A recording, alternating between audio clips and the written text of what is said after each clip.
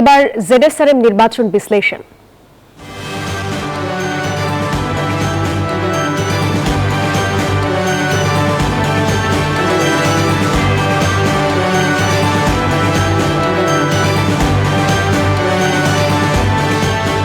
সবার ভরসা পেতে নিজেকে হতে হয় পাতের মতো দৃঢ়, ঠিক যেমনটা জেডএসআরএম 25 বছরের পথ চলায় নিরাপদে রাখার প্রত্যয়ে। উত্তাল রাজপথের স্লোগান থেকে অন্তর্বর্তী সরকারের নীতি নির্ধারণী টেবিল, সেখান থেকে জাতীয় সংসদের বিরোধী দলীয় চিফ হুইপ, মাত্র ২৬ বছর বয়সেই রাজনীতির একের পর এক সিঁড়ি টপকে চমক দেখিয়েছেন নাহিদ ইসলাম। তার সহযোদ্ধা আক্তার হোসেন ও হাসনাত আব্দুল্লাহ স্থান করে নিয়েছেন জাতীয় সংসদে। তাদের এই রূপান্তরের বিস্তারিত জানাচ্ছেন সহকর্মী আল মুহাইমিনুল খান।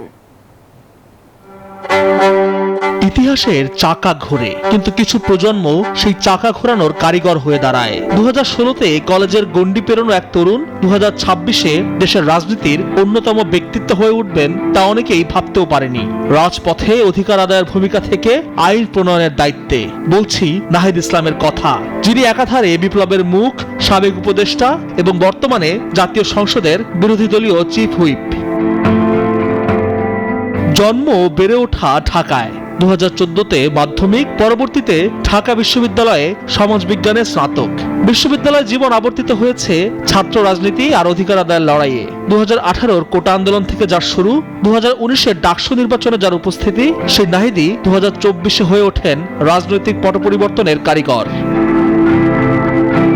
36 দিনের রক্তক্ষয়ী আন্দোলন শেষে ছাত্র জনতার বিপ্লবে পতন ঘটে দীর্ঘদিনের স্বৈরশাসনের। গত আগস্টে হন অন্তর্বর্তী সরকারের উপদেষ্টা, কিন্তু 6 মাসের মাথায় উপদেষ্টা পদ থেকে ইস্তফা দেন। আহ্বায়ক হিসেবে দায়িত্ব নেন নতুন রাজনৈতিক দল জাতীয় নাগরিক পার্টি এনসিপির। ত্রয়োদশ জাতীয় সংসদ নির্বাচনে শাপলা কলি প্রতীকে ঢাকা 11 আসন থেকে সংসদ সদস্য নির্বাচিত হন।